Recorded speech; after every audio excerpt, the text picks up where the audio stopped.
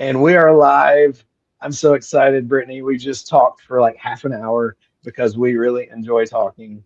And uh, what's your main purpose in life? I love that. Well, my main purpose is to provide a better today for children, and I do that through helping founders live in joy and abundance.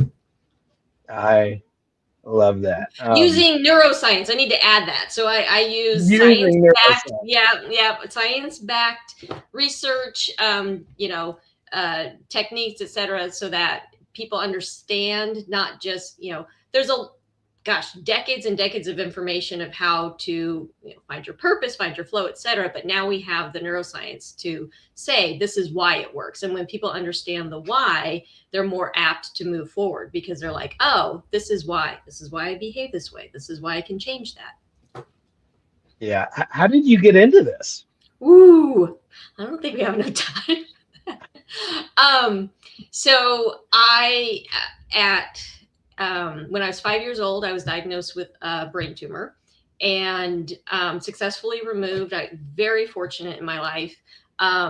It did leave me with a kind of life-threatening chronic illness, which is something that not not most people, I don't think that's right, Trevor, have to deal with. But it was just a part of my life. Went into healthcare as a nurse because I had been a patient. I was very familiar with it, and I think kind of wanted to give back. And I just got into these routines where I really I thought my purpose was what I was doing at the time, but I was not having any fulfillment. I was just overworked and absolutely, you know, um, physically was not doing well, mentally definitely not doing well. And after a lot of series of events, which again we do not have time for, you can read it in my memoirs in the future. Um, I just got to a point where I was living in so much fear. Like every decision that I was afraid to order a cup of coffee because how was that going to affect me 10 years down the way? And there were some events that happened where I just had to kind of give up the fear, but I started doing a bunch of research about how, um, like the endocrine system works with, how we relate to other people. And then how we relate to other people, how does that work with goals and how does that, drive us forward? And there was this thing that I used to do as a kid, and I don't know where I got it from. It might have been Saturday Night Live, to be honest, but I used to do these I am self affirmations in the mirror when I was like, I didn't have friends, I was, not doing well. And I started this like affirmation thing and I would see my life would change. And then I stopped doing it. I didn't know that it worked. And there's more to it. It's not, my life didn't become what it is today because I said I am incredible, although that does help. But that was what kind of started the journey of, what is it that changes our lives when we go through these cycles of up and downs? Like, what is it that, that influences our ups and what is it that influences our downs? And I went back to school, got my master's in healthcare innovation, thinking I was going to go directly into healthcare, but found myself more into healthcare adjacent, where I do still have an affinity for nurses and anything I can do to get them to live in joy and abundance, right? I'm more than willing to help with that, but because of all the various different startups I've been involved in and changes I've wanted to make in the world, and then my degree in innovation, I came to just really love founders and realize that the founder struggle, um, a lot of it has to do with what we're told to expect on the journey. And it's going to be hard. You're going to suffer. You're going to have to sell your house. You're going to have to live in your car. You're going to have to do all these things, which may happen. Like I'm not discounting anybody who has gone through that, but what if it doesn't have to be that way? And if we can circumvent some of these big giant tragedies, maybe not tragedies, learning experiences, I should call them, if we can do that by changing the way we understand our brain and then changing the way we use our brain to affect the world around us, maybe we can have joy, and it works. Like it's incredible to see what somebody think what is possible and then achieve that possibility. I love that. Referrals While You Sleep, it's my third business. And I was the programmer of a marketing company, and then I had a real estate team. And then when I started Referrals While You Sleep, I was talking to a friend. I spent like 5 years in advanced coaching training. Even though I never wanted to be a coach, I was like, it makes me a better person. I'm a better dad. I'm a better husband. Though my wife hated it when I was practicing on her, she finally just realized, like, all right, I'm gonna try not to, but like, I don't know, we're around each other all the time.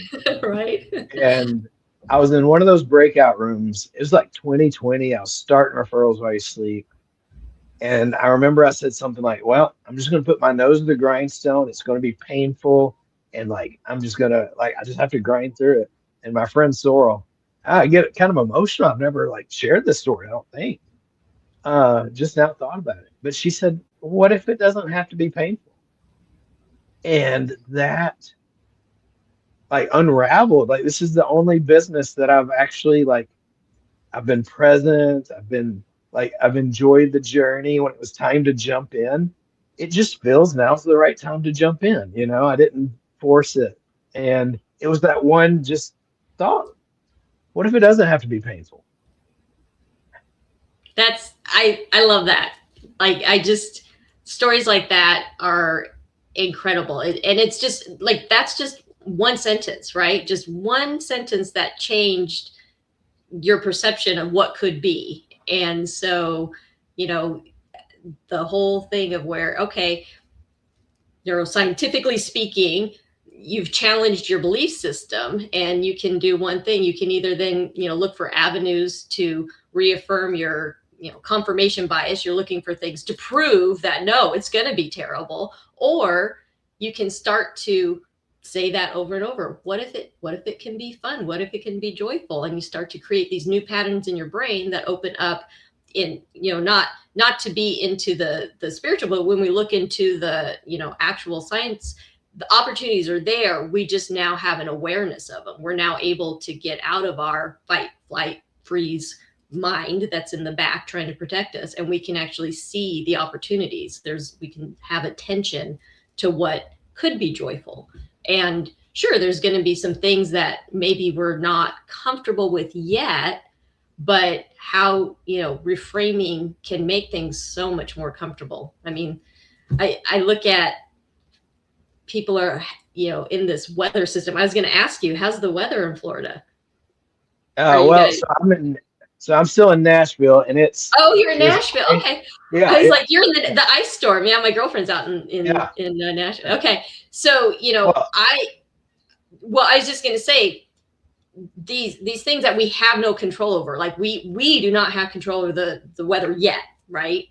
But what do we have control over, and how can it affect how we think about, certain things? So, Well, I told you what we did, right? I don't know. It's like on Saturday when it was coming in, and our friend Aurelius on Friday was in the Bahamas on the video. Saturday, I pulled out my laptop. Me and my wife, we booked a trip, and we're leaving Sunday to go to Puerto Rico, and we don't get back till March. Nice. We're skipping this. Like, nice. We can't control the weather here, but we can't control where we are. At a certain point, we can control where we're at, and there are things we can control, in identifying, okay, what is it we can control, and how is that going to affect us, and the things that we can't control, everything passes, and how long, can we keep a stiff upper lip, right? You hear those old sayings, like, I don't know that I want a stiff lip, as long as it's a smile, right? As long as we're smiling through right. it. And I think people mistake some of what I teach for, they call it toxic positivity. And I've never I, heard that term. you've never heard that. Oh my goodness. No. Yeah, a lot of people are like, you're like those people that are toxic positivity. And I'm like, what does that mean to you? Like, what is, it means that Right. everything's always great. And I'm like, how is that toxic? Isn't that Yeah. wonderful? Things aren't always like, I, I help people with definitions too. And so there's happy and Mm. joy. So to me, happiness is derived from an action and act, a situation. Joy is long term underlying. So I am not always happy. I would like to say I am. I don't typically like share my unhappy side. I'm not always happy, but I'm always joyful because I know that, when I'm not happy, I would say I'm probably happier than most humans on earth. But when I'm not happy, because there's all sorts of biochemical things happening that I have no control over, like hormones, etc. So there are times where I'm like, there's nothing wrong in my life. I should be happy. What's wrong, right? So then you're, but I am always joyful. There's not a time where I can't reframe a situation to find, the gratitude and the joy in it. And it's all about, it truly is about training the brain, because that's how the brain works. It's neuroplastic. It's able, we used to think it stopped, we were, stopped growing. I think it was like age 20 or something that, over the years, the research is like, oh, you can still learn new things, after whatever. And really in the last, pretty much the last decade, they've really identified that the brain continues to evolve as long as you feed it information. Mm. And there's different techniques to make these stronger pathways, but you can put negative in and you're gonna experience negative, or you can put positive in and you'll still have some things that don't feel great in your life, but recovery time is shorter. The general gist of everything around you is not, the saying, when it rains it pours. When it rains in my world, it makes flowers, grows flowers. So it's just, yes, there are challenges that come, but they are short lived. And because I can open my perspective, viewpoint, I can meet those challenges with my executive function, the front of my brain, as opposed to that center in the back where I couldn't order a cup of coffee. Like, oh my gosh, if I get the Right. blonde coffee today, is that going to affect me? Where in 10 years I'm going to regret buying that? I should have had the macchiato. Yeah. Um, I had this moment. It's funny. It's bringing like, I don't know, this conversation is making me think of like pivotal moments in my life. And I remember I was actually in that same coaching training and I was talking to a buddy and he was like my mentor for the year. And because I used to like, I had this thing where I felt like life was this like laid out track and I had to follow it perfectly. And in that moment, I was like, right now is the tip of the spear. Like this is now. Like there's nothing like I'm making every decision, I'm making the next step. Like I don't have to follow, like I'm here. This is the tip of the spear. This is now.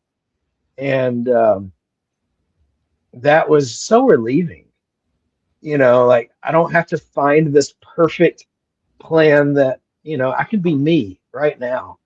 And, my slogan in life is chill out, trust the universe, don't burn stuff down. Like that, that's my slogan. And part of it probably came from that. I I love that. That's a That's good the slogan to have. I'm gonna have to yeah, add that to my don't burn stuff down. yeah, yeah, yeah. I was a pretty good self arsonist for a lot of years, and I told someone I used to always be afraid the other shoe was going to drop, and Yep. then I realized looking back, the other shoe didn't drop. I threw it down with vengeance. Well, most of the time. most of the time, and I bet if we went back, and I don't do therapy, so I don't spend time, in people's past, but if you were to go back and look to see, okay, why was I waiting for the shoe to fall, you'll find that there were events in your life, and those events, they form these patterns in our heads. And so for our self-protectionism, we create these, okay, I have this feeling. It often comes with feelings. I have this feeling. And the idea that you can control your emotions, you'll hear that out there, like emotional intelligence. You cannot necessarily control your emotions. What you can do is you can regulate. There are different techniques that you can have, that when you have this emotion, before you even like physically feel it, this sensory comes in. If you've built these strong pathways of how you deal with what that emotion is going to feel like, then you can react or respond instead of react to that emotion. But we're still going to have these feelings, and all of the past, we don't forget the past. Even if we compartmentalize, it's still in there. And there's that little librarian going in, oh yeah, remember when, Teddy said that your red shoes looked funny? Well, you are wearing red shoes today and somebody looked at you funny. And you pull that little, that little mean librarian pulls out that file and makes us feel like awkward, right? And why? Right. I love my red shoes. I love wearing red shoes. Why do I feel awkward? Because Teddy didn't like my red shoes. But it's there, and it's the awareness that, it's there. Okay, so then how do we now move forward from that? And so you had mentioned in our pre-conversation that objections they're just not something that you handle maybe in the way you would like to. That's all. Yeah. And it's programming. It's all, what has happened in the past to create these very strong, pathways, these very wide highways of, somebody says this is what happens. And so what we do in neuro training, if you will, is we create new highways. And the more that we ride down that highway, it's kind of like when a freeway, comes to town and bypasses the old town, eventually the old town withers. And that's a sad kind of like the dismal like analogy, but it is right. It is. And then you get the Cars movie to come out and everybody's happy again because then they put the highway back by it. But those pathways start to wither, and we don't use them as much. And so we're able to stay on that highway and move forward and be able to tap into all our different techniques and knowledge base of how, okay, well, hey, Teddy doesn't like my red shoes. I like my red shoes. So Teddy, that's a Teddy thing, and not even a Teddy problem. That's just a Teddy opinion. It didn't, right. Devastate me. It didn't cause any physical pain, even though at first there was like that physical, I did learn something really interesting this last week, which I had not heard before, that an emotion actually can only last 90 seconds, but it's our kind of revisiting what happened that keeps that emotion going on. So when we have the emotion, we think about, oh, like I'm thinking, oh my gosh, I'm so embarrassed. I'm embarrassed. So we keep having the embarrassment because we're actually thinking about it, as opposed to, oh, I was embarrassed. Okay, that lasts 90 seconds. I'm good.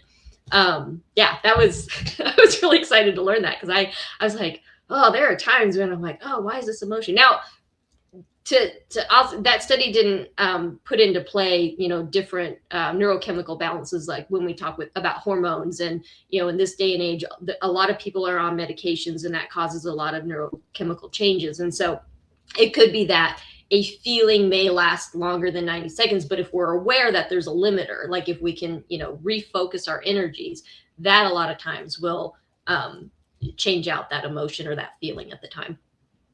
This too will pass. And this too will pass for sure. Yep. yeah. Yep. So And the sooner you smile, the faster it passes. That's good to know. So when you're working with a founder, like, what is it that you're able to help them do?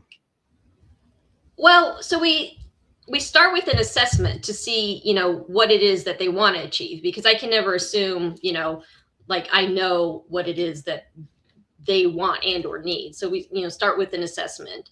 But I do foundational work. So I do a lot of work with self-esteem, and I have kind of a different point of view of self-esteem and confidence. And confidence is built off of experience and education, but self-esteem is foundational. And so when you have a foundation of self-esteem, you can go into any situation, any new environment, and be confident that you have no idea what you're doing, but it doesn't affect your ability to go in and go, okay, I'm going to learn something today. It's also, there's that component of growth mindset, with the self-esteem. And so depending on, so you've had a lot of experience in personal growth. You may have heard some of these concepts, practice some of them. And so we kind of look for, okay, what is it that may, in that foundation, that may be, needing a little bit of oomph. And we start to fill in those, we'll call them potholes for lack of a better word, but we fill in the potholes so that highway is smooth and that you can make all those connections and achieve whatever goal you had from that session, or from the sessions in general. I love that. Is it, you don't have to mention their name, but is there like a founder that you've worked with that when you think of them, like it just brings a smile to your face? There's several, but the couple that I so a lot of my founders are men, and men are very different. Or my experience with men has been very different, and then that they like. Well, let me go back to women. Women are like, oh, I'm going through this change. Go through this change with me. Like I'm developing, I'm becoming a butterfly. Join me in my cocoon, or watch my cocoon, right? Like, come visit me every day and see how much further I've gotten.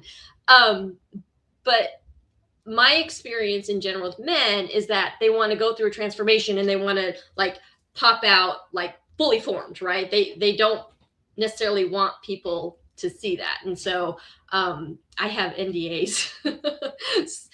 Yeah, Right, because it's like, yeah, oh no, this is how I am. And what's interesting is that the NDAs going in, afterwards, probably if I asked, they would be like, oh, okay, no, I'm good because this worked. I get a lot of referrals that way, like just word of mouth yeah. referrals. But it's yeah, it's an interesting it's an interesting thing. So the most growth and the best stories, I think, would, and I use some of my stories just without names, but Right. they're Yeah, all without names. they're all men. Like, Yeah, yeah. So when someone's like they're in the process, like they've worked with you and like they've gotten the results and like what do you want them to say about you? What do you want them to say about the process when it's over? well, okay, I'm going to take a step back and just be very transparent in that this is a journey for me too. And I like, we are all learning new things, especially, in, like I said, in the neuroscience arena. And so I I may say something today that then tomorrow I say, okay, this is what it is now, because we know more, right? We're all learning and growing. So I want to be very clear. Like I am growing and, kind of reshaping how I do things with people along the way from what we've learned. But then, okay, sorry. And sorry, what was your question? Uh, I like that.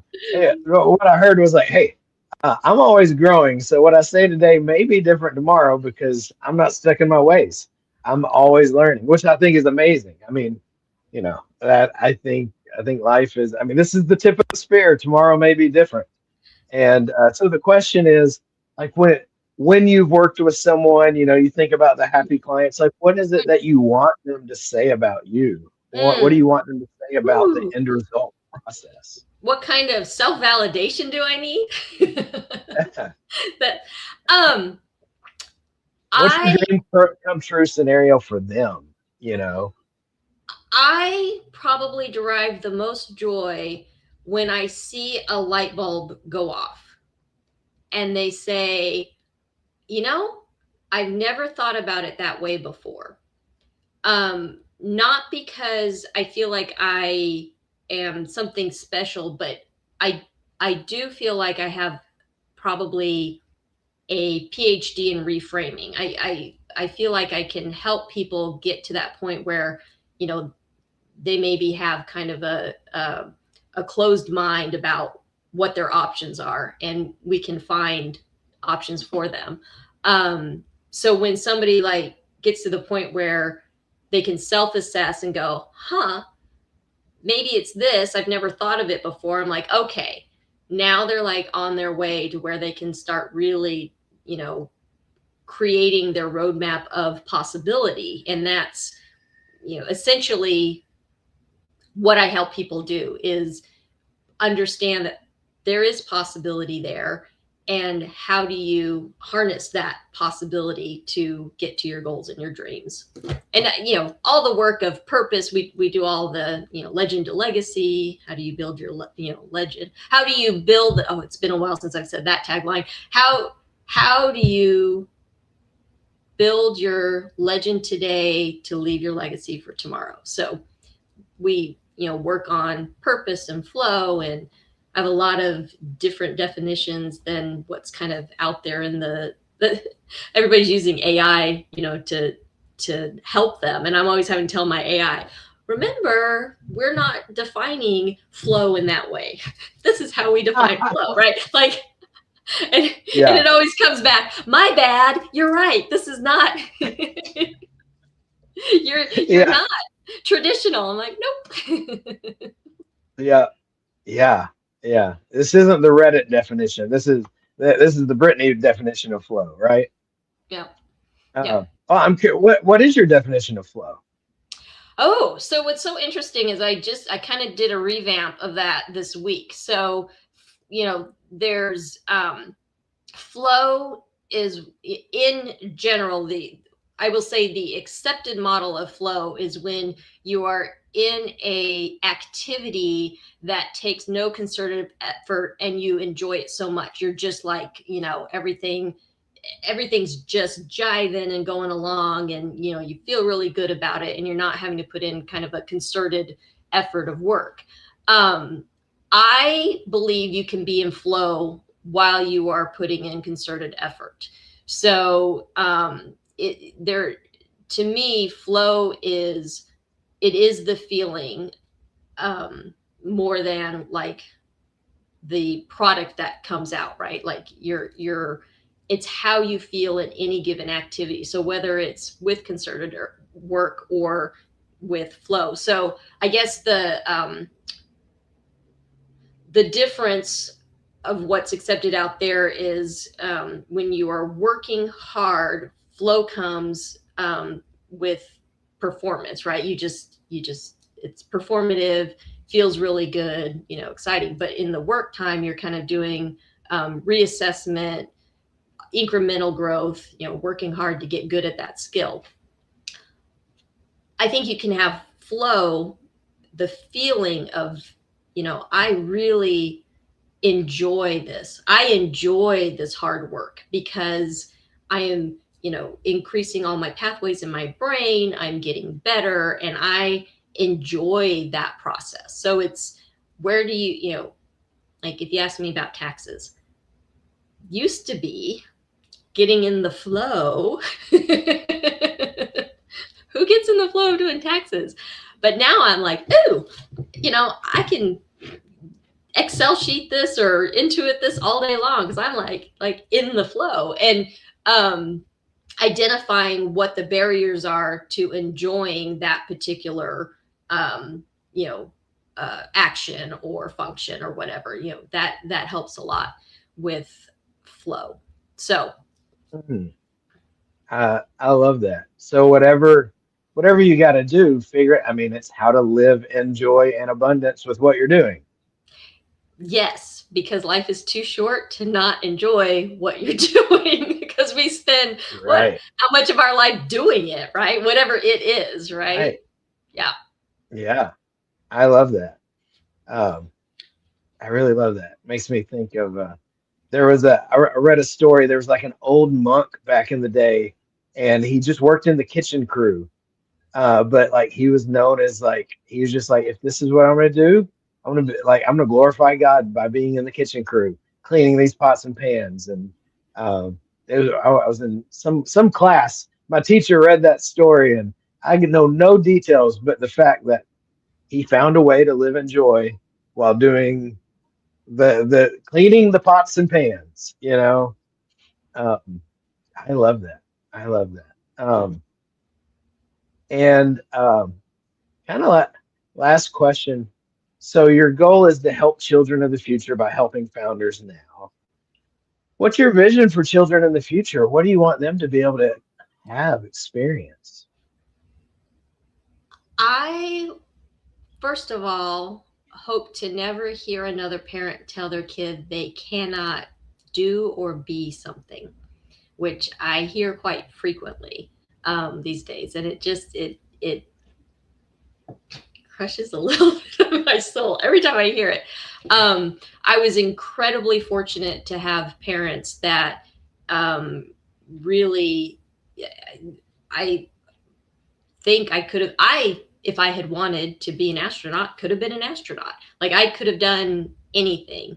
Um, and I mean, there's a lot more to that, but I was very fortunate in that respect. And so I look at children today, I want them to believe in possibility.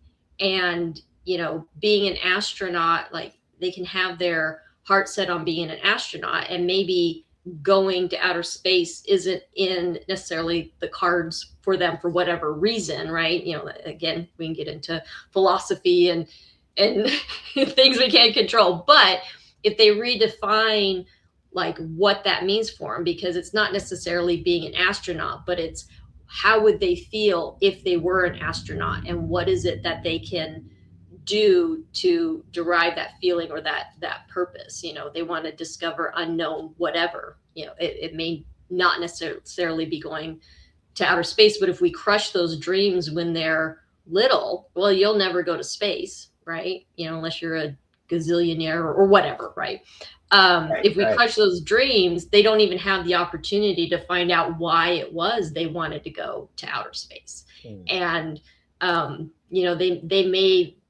they may have had, like, I don't know, an affinity for biology, and instead of going to outer space, they're looking at these subatomic molecules that are in our bodies that we don't even know about, right? And they cure cancer. So I want to be sure that we can help kids establish dreams, and that we can give them, the tools and the foundation so that they can move towards their dreams and understand that dreams change along the way. And it's, a growth mindset, very important for children, something that most adults don't know. And if we can teach that to children, then, the resilience stronger, their accomplishments are, greater in the sense of they feel good about it, not in how we judge what the accomplishments are. So I just want kids to be happy and enjoy being a kid. Yeah. My vision I've written down is to travel the world with my kids and teach them the creative verse, that they can have anything they want, they can create it in this world. And as part of referrals while you sleep. I told the kids about 5 years ago, I'm going to create a new business. I called it a job. I was like, I'm going to create a new job so I can spend more time with you. And then a couple of years ago, I actually heard one of them talking to their friend, and he said, "Yeah, my dad created a new job so he can spend more time with us." Which is true. That is the kind of stuff I love to hear when I'm talking to my clients. Like that. That's exactly, yes. Awesome. Yeah. That's amazing. So, if someone's listening to this, they are a founder, like they heard like, oh my gosh, like I need you. Like, how can they reach out to you? They can go to my website is inventana.dev. So the name of the company is Inventana, in a window, if you know Spanish. So when the door closes, the window opens. .dev, DEV. And they can reach me there, or they can reach out to BLW, my initials, BLW at inventana.dev. That is awesome. Well, thank you. I have a feeling we're going to do another of these in the Oh, future yes. because this was so enjoyable. Yes, so much And fun. Record everything. record it all. Hey, that's the thing. If you hop on a call with a friend, this is record it, upload it to referrals while you sleep. It becomes great content, and so that's awesome. I'm gonna hit stop, and then we'll let it finish. Bye. Bye. Thank you so much. Appreciate